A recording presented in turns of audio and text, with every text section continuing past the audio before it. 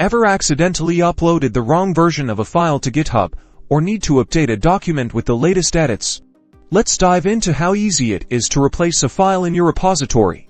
First, you'll need the updated file on your computer. Next, locate the file in your local project directory in GitHub. Now, open your file editor like VS Code or Sublime Text, and make the changes. Save your updated version of the file. Open your GitHub repository on your desktop or in a browser. Then, use the Upload Files feature directly in the repository, or if using a local repository, open your Git desktop application or your command line interface. Select the updated version of the file from your computer and upload it to the repository. Write a clear and concise commit message describing the changes you made. After that is the click Next, which is the commit.